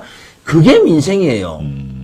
그러한 민생의 정리 카드를 만들어 놓고 자, 대기업 빼놓고 그다음 민주노총 관련되는 사람들 빼더라도 80%의 근로자들이 69시간 시그널을 주잖아요. 52시간에서 69시간 시그널을 주는 순간에 거기에 대한 모든 대책을 세우고 가야 되는데 아무리 정부가 대책을 세워도 30%의 노동자들은 혜택을 못 받는단 말이에요. 예. 그럼 이런 부분에 대해서 고민을 해야 된다. 그런데 누가 해야 되느냐? 당이 해야 되는 거예요. 당이 야당하고 싸우고 당이 노동약자들 만나서 건의 듣고 그런 분들의 입장을 들어보고 또 중소기업들 소상공인들 얘기도 들어보고 다 해서 당이 정리를 하잖아요. 그래서 당이 야당하고 논리적으로 싸우고 네. 이런 부분이 너가 이런 얘기하는 거 잘못됐고 이렇다 하는 걸 얘기를 해야 되는데 당이 하지 못하고 안 만나주는데 어떡하냐는 거야. 그럼 저 때는 세월호 하는데 공무원 연금 개헌데 야당이 만나주고 좌파 시민단체 만나줘서 만납니까? 10번 찾아가가지고 집 앞에 기다리고 문 앞에 기다리고 밤늦은 데까지 소주 한 잔 기울이면서 설득해야 되잖아요. 그러한 처절한 모습들이 국민의힘에 안 보인다. 그러니까 거부권 행사하니까 대통령한테 다 모든 짐을 넘겨놓고 대통령 거부권 더 해요. 그렇죠. 자, 양곡법 그래 했다고 치자고. 네. 또 거기에 양곡법 하는데 뭐 밥도 먹자고 얘기하니까 얼마나 이 양곡법의 핵심은 그게 아니잖아요. 남는 사례 문제를 어떻게 정리할 거냐. 용어 선택이라는 게 맞습니다. 예. 예를 들어서 식량 자족도 중요하지만은 우리가 쌀에 대해서 우리가 많은 고민을 해보자. 그러면 뭐 여러 가지 얘기들이 많은데 야당이 물론 그거를 집중적으로 포화를 한 건 맞아요. 그렇죠. 그래도 당에서 최선을 다하는 모습을 보여야 돼. 최선을 다하는 모습. 그런데 우리가 최선하는 모습을 봤어요. 국민의힘이. 그래서 제가 너 책임져라 이제는 입법 문제라든지 양곡법, 간호사법, 그다음에 통신법 뭐 이런 여러 가지 문제가 막 올라오는데 그 전부 다 그럼 대통령이 거부권 행사하고 그럼 대통령 지지율은 막 떨어지고 그렇죠. 소통 안 한다 얘기하고 네. 입법권에 대한 자율권을 침해한다고 야당이 얼마나 쏘겠습니까? 맞습니다. 예. 그런데 그 하사를 누가 맞아야 되냐? 국민의힘이 맞아야 돼요. 이게 당정 일체가 되니까 국민의힘에서 뭐 생각하냐. 대통령이 하는 일이 우리가 하는 일이다. 이러면 그렇지 않습니다. 화살은 국민의힘이 맞는 왜? 국민들을 가장 많이 만나는 게 국회의원이고 그렇죠. 정당이잖아요. 맞습니다. 그래서 그러한 관계들을 깊숙하게 인식을 하고 있느냐. 왜 대통령한테 모든 짐을 넘겨서 거부권을 계속 행사하게 만든. 딱 그 얘기해야 돼. 안 만나주는데 어떻게 하냐 그러더라고. 그렇지 않습니다. 언론 프레이라도 해야죠. 언론 프레이라도. 언론 프레이. 우리가 여러 가지 그때 박근혜 대통령 정부 때는 언론 나가는 사람들도 정리를 했어요. 제가 원내수석 때. 예. 나가서 당을 제대로 당의 정책을 제대로 대변하고 대통령의 국정과제를 제대로 대변할 수 있는 사람들을 교육 아닌 교육도 시키고 자료도 주면서 네. 자료도 주면서 제가 전략기획본부장 할 때 그래 했어요. 왜냐하면 사람을 정해서 이 사람들하고 붙어라 언론에서 이런 거 다 정리해서 한 사람 다 얘기해가지고 이 방송에는 이 사람이 나가서 좀 정리하고 이 방송에 이 나가서 정리해라 그렇게 하면 되잖아요. 근데 그렇지 않고 그냥 뭐 여소야대. 네. 그럼 여소야대 같으면 국회를 문을 닫아보지. 여소야대라서 안 된다. 야당의 독식이라서 안 된다. 물론 야당이 지금 하는 짓거리가 얼마나 잘못됐습니까? 그것은 국민의힘이 판단하는 게 아니란 말이야. 대통령실이 판단하는 게 아니라 그 그렇죠. 판단은 국민들한테 맡겨야 돼. 야당이 저렇게 우리가 쫓아다니면서 협치하자고 하는데도 야당이 도망다니면서 얘기한다. 그러면 뭐 다 공개하는 거예요. 우리는 이런 안을 내고 했는데. 그래서 그거를 국민의 목으로 돌려야 되지. 네. 맨날 입에 달듯이 문재인 정권 잘한 게 없잖아요. 근데 문재인 정권 탓하고 야당 탓하고 이재명 탓하고 자기들은 다 잘했어. 저는 다 잘못했다고 보는데. 그런 부분에 있어서는 예. 이제 이 정신 자세부터 행동을 다 바꿔야 된다. 네. 그러려면은 이제 1년차 돼가지고 개각 문제가 나오는데 네. 어떻게 할 거냐는 거예요. 그럼 저는 1년차 어차피 대통령도 뭐 정치적인 활동하는 사람들 뭐 하라고 이렇게 얘기한 적이 한 번 있잖아요. 네. 그러면은 대통령실에 있는 정치인들 많잖아요. 그런 사람들 뭐 김은혜, 그다음에 저 이진복, 강성규 뭐 등등 있잖아. 그렇게도 그 사람들 다 나갈 거 아닙니까? 지금 권영세 장관부터 해가지고 권일영 뭐 이런 장관 출신들도 박진 장관 다 나갈 거 아니에요. 그렇죠. 자, 그러면 그 사람들 다 내보내고, 그럼 결국은 중폭 개각을 해야 되는데, 저는 판을 바꿔라. 국민들한테 1년의 실패에 있었던 책임을 물어야 된다. 총리. 뭐 부총리가 이제 출마로 나갈 거고. 그렇죠, 추경. 자, 총리. 그 다음에 대통령 비서실. 그 판을 바꿔야 된다. 사람들, 국민들은 변화를 제일 먼저 느끼는 것은 사람의 얼굴이라고요. 그렇겠죠. 네. 그 얼굴들을 바꿔라. 그리고 대통령 비서실장이나 이번에 총리까지도 포함한 대폭적인 개각을 네. 이뤄나가자. 그리고 인적 쇄신을 그걸 통해서 인적 쇄신을 하자. 거기에 텔레비에 나오던 이름이 나오는 1년은 실패할 거야. 윤석열 대통령이 막 열심히 하려고 대통령 되면 그렇지 않겠어요. 정말 열심히 하려고 도어 스태핑도 하고 했잖아요. 그런데 그걸 보좌를 못한 거잖아요. 1년 동안. 대통령 지지율이 이렇게 추락을 하고 있으면 모든 것이 대통령 잘못입니까 또? 참모들 잘못도 대단히 크다고. 그렇습니다. 그러면 참모들 스스로가 자기들의 잘못을 인식을 해야 돼요. 그리고 대통령한테 건의해야 돼요. 2기, 특히 총선 전국의 2기 내각은 전면적인 개편을 통해서 대통령의 색깔을 이제 내셔야 된다. 네. 그것이 민생 경제 개각, 그 다음에 협치 개각, 네. 그리고 개혁 개각, 그리고 붉은 적폐 청산 개각. 이런 개각의 모습을 보여라. 그러고 국민들한테 심판을 받아라. 네. 지금 이 상태로 가면은 이건 정말 문제가 생길 수 있다. 그래서 제가 건의하는 것은 판을 바꿔라. 판이 네. 뭡니까? 사람을 바꿔야 된다. 그럼 사람을 바꿔서 2기 개각을 통해서 예. 총선에 국민들한테 다가가고 겸손하게 네. 국민들 품으로 들어가는 제가 잘 쓰는 용어가 있어요. 국민의 바다 속으로 진정하게 윤석열 대통령이 국민의 바다로 풍덩 빠져라. 예. 그러면은 국민들은 진정성, 겸손함, 포용력 그런데 국민들은 감동받는다. 저는 윤석열 대통령이 잘 됐으면 좋겠어요. 예. 잘못돼가지고 또 뭐 이렇게 돼가지고 잘 되려면은 판을 바꿀 때 기왕에 판 바꾸면은 윤핵관들, 밉상 윤핵관들은 아예 이제 멀리 해라. 화면에도 못 나오게 해라. 그렇게 되겠죠, 설마. 화면에도 못 나오게. 그런데 그래 안 될 것 같아요. 안 될 것 같습니까? 이것은 자, 그렇다면 다시 물 좀 한 컵 드시고요. 네, 지금 뭐 여러 가지 주제가 다시 또 얘기가 나왔습니다. 예, 조금 전에 박근혜 대통령 얘기가 잠깐 나왔는데 제가 지금 박근혜 대통령에 관련된 질문은 조금 이따가 하고, 자, 중폭 개각의 가능성은 어느 정도나 보시고 곧 이어서 이른바 국민 밉상인 윤핵관, 예, 여러분 뭐 누구누구인지 기억이 나시죠? 윤핵관들의 퇴진 가능성, 요거를 우리가 정치 누구보다도 전망을 날카롭게 하시는 조 대표님께 한번 청해 드릴까요? 일단 중폭 내각의 가능성, 이제는 중폭 내각을 해야 된다라는 건 우리 시청자 여러분들도 아마 아실 겁니다. 분명히 뭔가 판은 바꿔야 돼. 그렇지만 가능성을 크게 보십니까? 어떻습니까? 어차피 장관 뭐 한 대여섯 명 그리고 청와대 수석 몇 명들은 네. 이제 출마를 하는 거 아닙니까? 그렇죠. 네. 그래서 그 사람들의 개각은 중폭 개각해도 감동이 없습니다. 국민들의 새로운 기대가 없어요.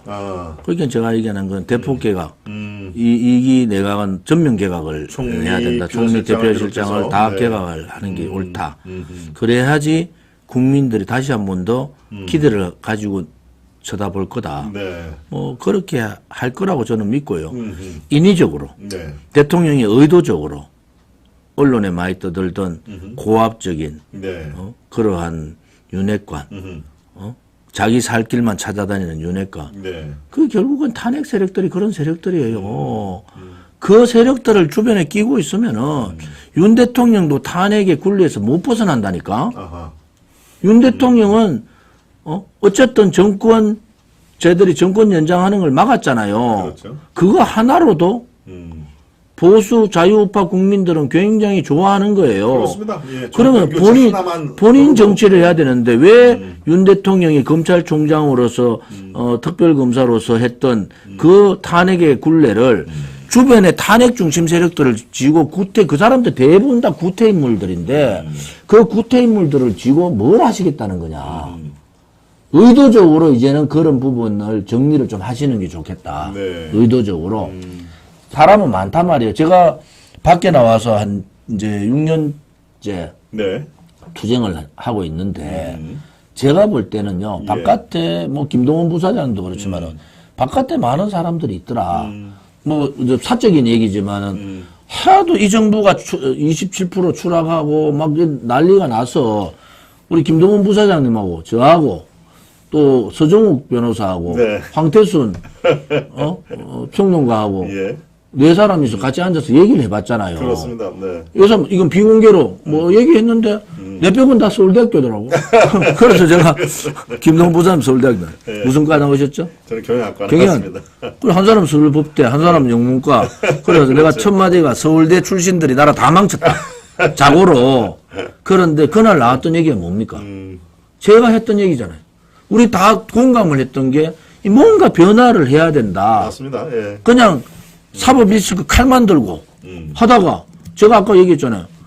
저러다가 이재명이 그냥 이번에 뭐 돈봉투 사건까지 해가지고 또 잘못 제가 화두 던진 게 정치 공동체냐 경제 공동체냐 문제는 굉장히 중요한 정치 공동체냐 경제 공동체는 굉장히 중요한 화두예요. 그렇습니다. 예. 자 그러면은 이재명이 갑자기 그만뒀단 말이야.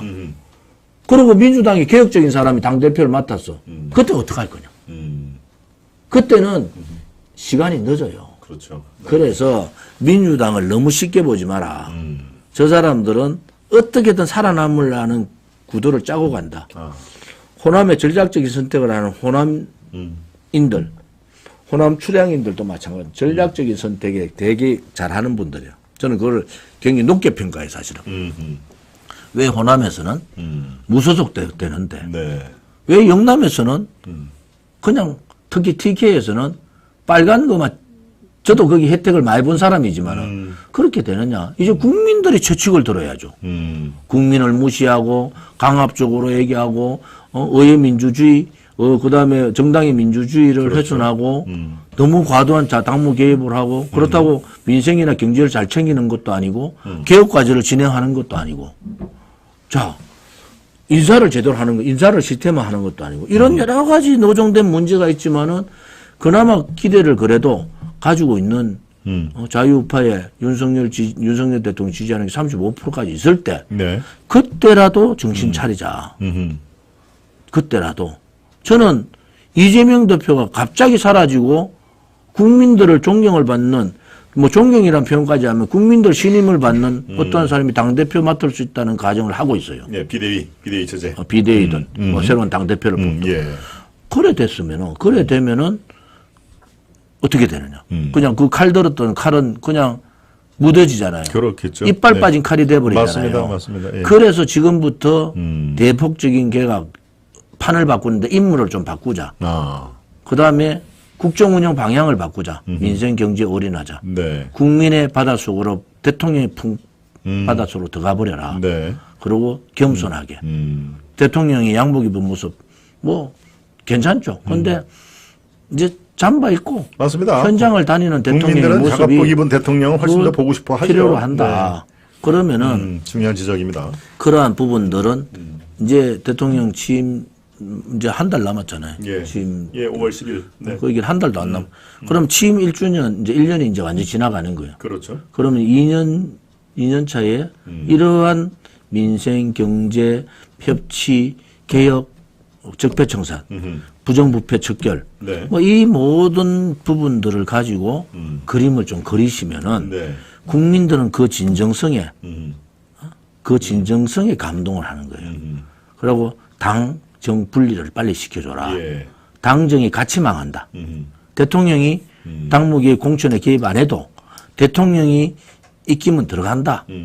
뭐 떠들 필요도 없다. 그러니까 당정 일체를 주장하는 순간에 대통령한테 모두가 쏠리게 돼 있기 때문에 예. 당정 분리를 좀 시켜주는 게 쇼라도 승리를 위해서는 네. 그게 필요하다 이래 보는 거죠. 예. 물 한 컵 드시고요. 네, 지금 우리 조 대표님 아주 열변을 도와줬습니다. 참 좋은 말씀. 예, 이거는 좀 우리 방송도 다 용산 대통령실에서 모니터링을 해가지고 보고를 이 작년 12월 달부터 하는 걸로 저희들이 다 파악이 됐는데요. 예, 말씀 중에 우리 소라님, 우군식님, 밭길로 가시TV님, 파블비치님, 천사님, 갱이방님, 잘살제자님, 소중한 정성, 예, 계속 보내주고 계십니다. 대단히 감사드리고요. 예, 오늘 많은 분들이 지금 좋은 메시지를 보내주고 계십니다. 지금 저와 또 조원진 대표님을 지지하고 도울 수 있는 가장 쉽고도 확실한 방법은 지금은 우리 좋아요와 구독을 버튼을 한번 체크를 해봐 주십시오. 아직 좋아요 또 구독 버튼이 제대로 되어 있지 않으면 살짝 눌러주는 게 저 김동원과 조원진 대표를 가장 쉽게 도울 수 있는 방법이기 때문에 꾹꾹 눌러주시고요. 또 오늘 처음 들어오신 분들 꽤 많으실 겁니다. 우리 조원진 대표를 응원하기 위해서 들어오신 분들 함께 구독과 좋아요를 눌러주시고요. 또 우리 공화당 또 조원진 대표 또 아시아투데이 또 김동원 부사장 많은 응원을 계속적으로 보내주실 것을 부탁드립니다. 네, 제가 지금 시간이 많지 않기 때문에요. 궁금한 아까 박근혜 대통령에게 잠깐 나올 때 제가 그 생각을 했습니다. 원래 내일이죠. 내일 김기현 대표가 박근혜 대통령의 달성 사절을 방문하게 돼 있는데요. 결국은 무슨 안이 됐죠. 국민의힘에서는 잠정 보류다. 뒤로 좀 연기됐을 뿐이다라고 이 진화에 나섰는데 글쎄요. 제가 취재를 해보니까 박근혜 대통령 측에서 이렇게 지금 굳이 만날 필요가 없다라고 하는 그런 전갈이 들어오는데요. 자, 박근혜 대통령과 김기현 대표의 방문 부산, 이거는 또 어떤 시각으로 봐야 합리적인 시각일까요? 한번 청해 듣도록 하겠습니다. 이게 지금 한 번이 아니라는 데 문제가 있어요. 네. 윤석열 대통령도 박근혜 대통령 한 번 더 만나려고 시도를 했는데 그렇죠. 거부했어요. 네. 거부했다. 김기현 대표 이번에 윤리위원장 황정근 변호사죠? 그 사람 나가 되겠습니까? 예. 저도 그게 잘 이해가 안 됩니다. 그 사람이 탄핵 정국에서 그 권선동 탄핵소추 그렇습니다. 위원장이 추천해가지고 그렇죠. 변호사 맡아서 얼마나 박근혜 대통령에 대해서 맞습니다. 예, 많은 공격을 입에 담을 했죠. 수 없는 얘기를 했습니다. 예. 정신 문제까지 얘기한 사람이. 그렇죠. 그런 네. 사람을 집권 여당에 예. 윤리위원장을 맡긴다? 예, 저도 참, 이해가. 저는 그 사람을 권선동이 추천한 거 아니냐. 그런 추측을 해요. 그러면은 누구 탄핵 세력들이 아직도 계속 끌고 가겠다는 얘기인데 제가 분명히 말씀드립니다. 윤석열 정부가 성공하면 좋겠단 말이에요. 그런데 윤석열 대통령이 아까 얘기했잖아요. 네. 탄핵 세력들하고 거리를 둬라. 그렇지 않으면 윤석열 대통령은 탄핵의 그 고리에서 못 벗어난다는 얘기를 말씀을 드렸잖아요. 맞습니다. 그런데 탄핵 심판에서 그렇게 모질게 박근혜 대통령에 대해서 정신 문제까지를 얘기했던 그런 사람을 그렇죠. 황정근인가요? 예, 황정근 그 사람을 변호사. 윤리위원장으로 넣는다? 맞습니다. 예. 김기현이 이랬어요. 어떤 조직에서 윤리의식이 제대로 되지 않으면은 그 조직은 무너진다. 그러면 너가 국민의힘은 윤리위원장 그런 사람 놓으면서 무너지려고 작정을 했구나. 예. 저는 박근혜 대통령이 그렇게 편협하게 그것 때문에 네. 만나지 않겠다 하신 건 아니라고 봐요. 예. 제가 개인적으로 봐서 너무 화가 나잖아요. 너무, 당신들이, 특히 윤석열 대통령이, 본인 얘기대로 어쩔 수 없는 상황이었다. 박근혜 대통령한테 와서도 그런 얘기 한 거 아니에요. 네. 여러 가지 마음의 빛이 많다. 어쩔 수 없는, 그러면 박근혜 대통령에 대한 명예회복 부분도 시작을 해야 되잖아요. 그런 모습을 하지 않고 당이 김기현 1호의 인사 윤리위원, 특히 중요한 윤리위원장을 그런 인사를 놓는다? 그러면은 윤석열 대통령은 말로는 마음에 빛이 졌다 하지만은 그러면 네. 박근혜 대통령하고 계속적으로 윤석열 대통령이 이겨나갈 수 있는 방법은 본인의 탄핵 정국에서의 공직자로서의 역할은 나름대로 국민들한테 진솔하게 지난번 대통령 찾아뵀을 때, 박근혜 대통령 찾아뵀을 때 마음에 빛이 많고 여러 가지 했잖아요. 그걸 어느 정도 됩니다. 그런데 윤핵관들을 중심으로 윤석열 대통령을 에워싸고 있는 사람들이 그렇죠. 국민들 그 사람도 용서가 안 해요. 좌파 정권 연장을 막아준 윤석열 대통령이니까 나름대로 마음의 문을 여는 거지. 지금 박근혜 대통령이 죄가 없다는 거 이제 다 알잖아요. 그런데 지금 한마디 사과하지 않고 그렇게 하는 사람 용서를 합니까? 용서 안 한단 말이에요. 왜 그런 상황들을 모르시고 왜 그 사람들을 껴안고 있느냐는 거야. 예. 그래서 윤석열 대통령이 탄핵에 주동했던 앞장섰던 사람들을 좀 뒤로 물리시라. 이제는 그 시기가 왔다는 거예요. 그 시기가. 예. 좌파들이야 자기들이 정권 잡기 위해서 엄청나게 엄해와 그다음에 그 불법을 저지르고 불의로서 했지만은 오른쪽은 이제 자기 반성의 시간이 있어야 된다는 거예요. 거기에 왜 윤석열 대통령 주변에 탄핵 주동 세력들을 껴안고 있으면서 윤석열 대통령이 넘어설 수 있는 네. 마음의 문을 박근혜 대통령이 마음을 문을 열어줬잖아요. 그러면 그런 것을 마음으로 받아야 되는데 윤핵관들을 중심으로 한 탄핵 주동 세력들이 그래 갔다. 그래서 저는 사람이 그렇지 않아요. 아까 제가 얘기하다는데 바깥에 오늘 지금 그날 우리가 만나서 했기도 제가 6년에서 보던 젊은 변호사들도 그렇고 정신이 애국심이 강하고 대한민국 정체성이 바뀌어 있고 젊은 그 정치 인사들이 정치 지망생들이 많아요. 예. 그래서 이제는 그러한 부분들을 가면은 지지율은 동반상승한데 왜? 결국은 저 사람들은 윤석열 대통령의 권력을 보고 옆에 붙어 있단 말이에요. 그렇겠죠. 네. 그런데 우리는 권력을 버려버리고 모든 것을 내려놓고 바깥에서 박근혜 대통령에 대한 탄핵 무효투쟁과 문재인 좌파 독재정권 투쟁을 문재인 독재정권이 그 섯을 풀을 때 다 네. 도망갔을 때 우리 공화당은 저는 태극기 들고 싸웠단 말이에요. 지금 정광훈 목사가 뭐 저는 정광훈 목사 당신대로 해라. 우리는 정광훈 목사하고 뭐 합쳐야 된다는 사람도 있고 여러 가지 있었는데 왜 제가 안 된다. 정치하고 종교는 분리 원칙이 헌법적 가치고 우리 공화당은 헌법적 가치를 지키는 나라인데 정광훈 목사는 김무성도 대통령 시켜준다 했다가 황교안도 뭐 어떻게 얘기했다가 막 이렇게 막 왔다 갔다 하는데 정통 보수 정당이라는 우리 공화당의 예. 정체성은 그런 게 아니에요. 우리는 이승만 건국 대통령의 자유정신, 박정희 부국강병 반공 대통령의 그 반공정신, 그리고 박근혜 대통령의 자유통일 애민정신을 축으로, 그 축으로 만들어진 정당이란 말이에요. 예. 그러면은 우리 공화당이 바라는 것은 우리 우파잖아요. 좌파가 아니잖아요. 우리 같이 문재인 정권하고 싸운 정당이 어디 있습니까? 예. 국민의힘의 국회의원들 다 도망가고 무릎 꿇을 때 우리는 목숨 걸고 싸웠어요. 그래서 정광훈 목사 쪽에서 뭐 이런다. 우리 아예 대꾸도 안 해요. 그 정광훈 목사하고 우리는 아예 안 맞습니다. 예. 왜 우리는 정통 보수 국가의 정체성, 헌법적 가치를 존중하는 거지. 종교, 저도 기독교 안수 집사인데 저는 목사가 목사한테 그런 욕을 하는 걸 또 처음 봤어요. 어제도 뭐 발표하는데 자기 뭐 그 발표할 때도 거짓말 하더라고. 뭐라고? 자기는 뭐 사회주의자들, 공산주의자들한테 욕했지. 아니 대구 목사님들한테 대구 목사 새끼들이라고 욕을 했잖아요. 그런 거를 거짓말하면 되겠냐는 거예요. 그러고 애국 활동은 돈하고 연관되면 안 됩니다.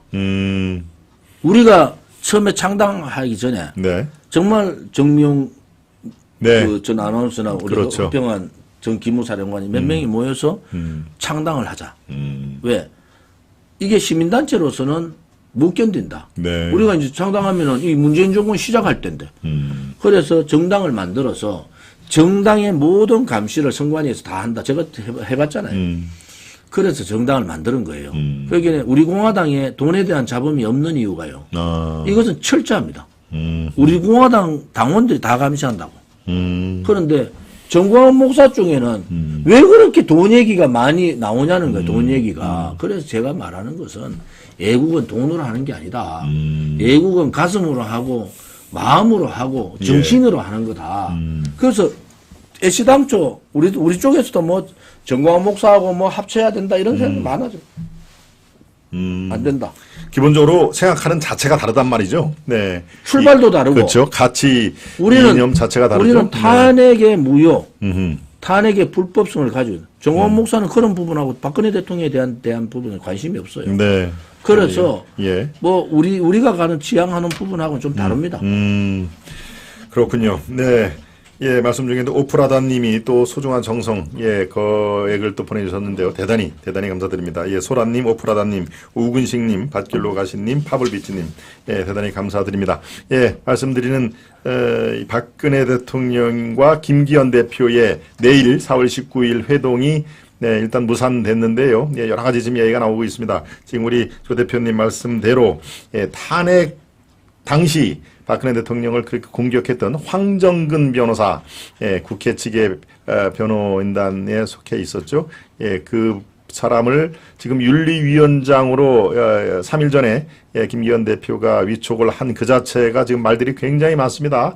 어떻게 저렇게 사람이 없어서 진짜 그러는 건지 아니면은 박근혜 대통령에 대해서 한번 다시 또 예, 두 번, 세 번 발길질을 한 거를 눈을 감아준 건지 참 여러 가지 해석이 나오는 건데요. 예, 저도 이해가 이 대목은 예, 좋게 얘기를 생각을 하려고 해도 이해가 잘 안 되는 부분이 분명히 있습니다. 네, 예, 이것이 당 내에서도 지금 어떻게 갈피를 잡고 진정이 될지 저희가 지금 지켜보고 있는 상황입니다.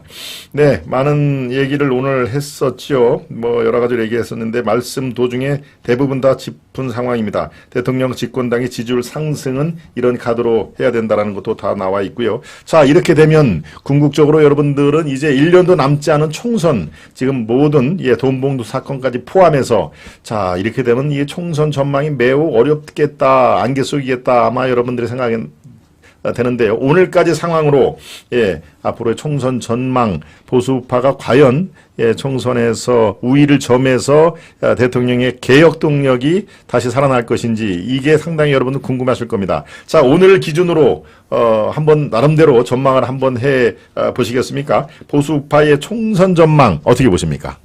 이제 마지막 예, 되는 거죠. 좋습니다. 네.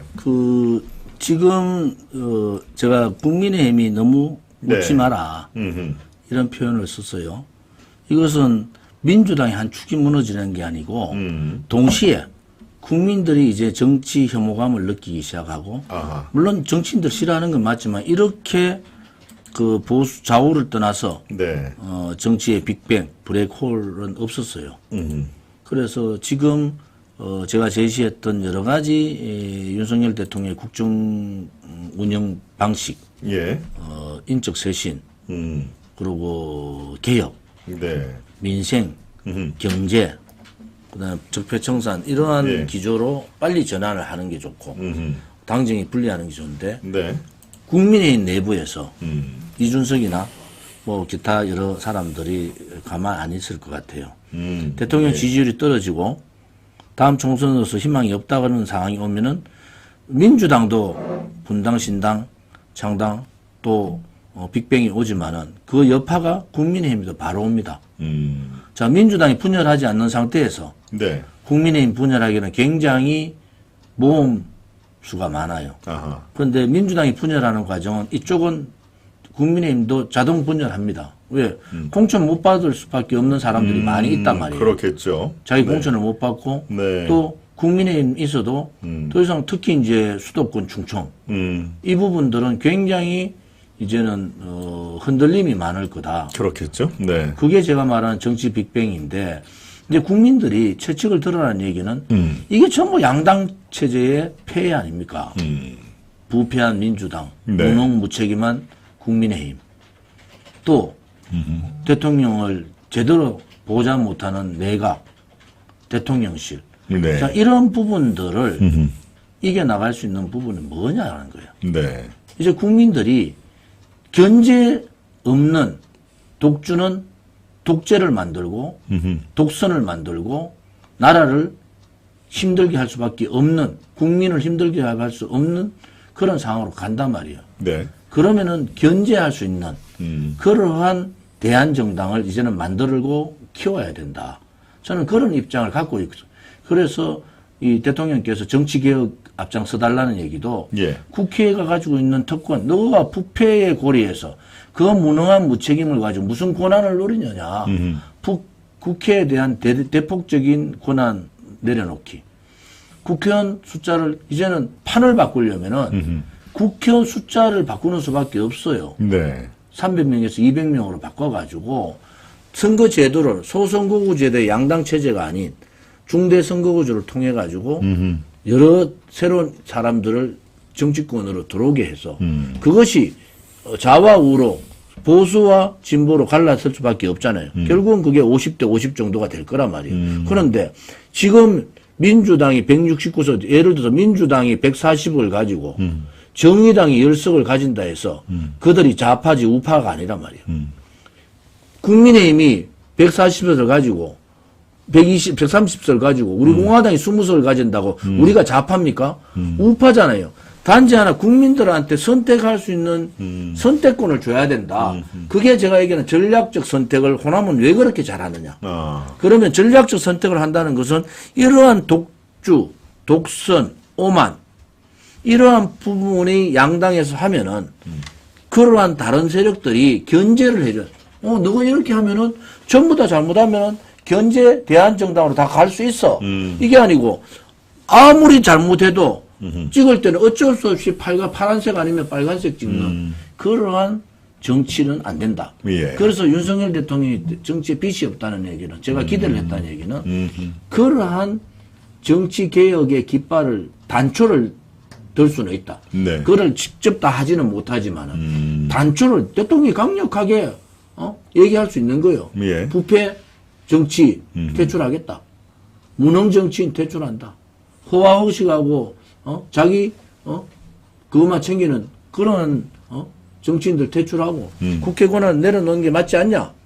그리고 국회의원도 200명을 줄여가지고 선거제도도 국민들한테 양당제도 아닌 다당 윤석열 대통령이 그 얘기를 했단 말이에요. 다당제 여러 가지 얘기를 맞습니다. 예. 중대선거구제도 얘기한 거예요. 그러면 그걸 실천하라는 거예요, 저기는. 윤석열 대통령이 했던 얘기를 실천하면 되는 거예요. 그때부터 국민들은 윤석열 대통령의 개혁을 보는 거예요. 제가 말하는 개혁은 정치 개혁을 먼저 하라는 얘기는 이 개혁의 실제 개혁을 주도하는 사람들이 정치인들이에요. 네. 국회란 말이에요. 그렇겠죠. 그러면은 노동개혁, 연금개혁, 교육개혁을 하려면은 이 개혁을 주도하는 정치인들을 바꿔야 됩니다. 이 사람들이 반개혁적인 사람들이고 이 사람들이 개혁의 대상인데 어떻게 이 중차대한 국가의 개혁을 할 수 있습니까? 그렇습니다. 예, 거기에 동의합니다. 윤석열 대통령이 인식을 하면은 저는 뭐 이번 총선에서 제가 지금 오늘 말씀드린 대로 뭐 제가 부족하지만은 이렇게 얘기하면은 그것을 다 총선에서 대전환을 시킬 수 있는 그러한 60% 지지율도 가능하다고 보는 거예요. 야하. 지금 30%가 우쪽, 그렇습니다. 30%가 좌쪽은 네. 정해져 있어요. 네. 나머지 중도가 너무 많이 늘어났단 말이에요. 왜 양쪽이 다 못하니까. 그러니까 그렇죠. 이 40%의 중도, 이 부분들을 어떻게 가져오냐고는 그건 대통령이 개혁기의 깃발을 들어, 특히 정치, 이번에 부패 고리를 봤잖아요. 예. 지금이 적기다. 그래 부패 정치인들 뿐만이 아니고 네. 개혁의 깃발을, 정치 개혁의 깃발을 드는 순간에 대통령 지지율은 급상승하고 개혁의 총선도 이기지만은 개혁 과제를 실천할 수 있는 모멘텀이 생긴다. 이렇게 보는 거죠. 그렇군요. 네. 예, 그래도 희망을 더 많이 보여주었습니다. 예, 지금 현재는 상당히 어려운 국면이지만, 예, 대통령이, 어느 세력에게도 빚을 지지 않았다라고 하는 그거 하나만으로도, 예, 노동개혁, 연금개혁, 교육개혁이라는 우리 당면, 예, 교육, 개혁의 방향과, 내용들을 충분히 다 채울 수가 있다. 그러면은 사람을 바꾸고 정치개혁부터 신선하게 하면은 떠났던 집토끼, 산토끼 다 모두 포함해서 떠났던 민심이 분명히 돌아올 것이다. 라는 그 정도로 이해를 하면 되겠습니까? 우리 조 대표님의 말씀을 제가 다시 한번 요약 정리를 해드렸습니다. 올해는 희망을 더 많이 봅니다. 또 사실 1년이라는 시간이 길지 않은 시간입니다만은 그래도 우리에게 이 대한민국 구구는 아직 쇠하지 않았다. 더욱더 한 단계 높아질 그럴 시간이 다가온다 하는 것을 오늘 저와 또 조원진 대표의 대담회를 통해서 여러분들께 강조하는 그런 메시지 중에 하나입니다. 네, 정말 오늘 뭐 민주당 돈봉투 살포 관련해서 제가 첫 이렇게 질문을 또 툭 던졌는데 그게 계속 자연스럽게 결국에는 정치개혁까지 또 총선 내일이 총선 투표라면 총선 날짜라면 어떤 현상이 벌어질 건가 하는 종합적인 정치 분석을 해봤습니다. 역시 오늘도 우리 기대에 어긋나지 않게 우리 조원진 대표님이 시원시원하고 날카롭고 분석적인 전망 또 예측까지 살펴봤습니다. 네.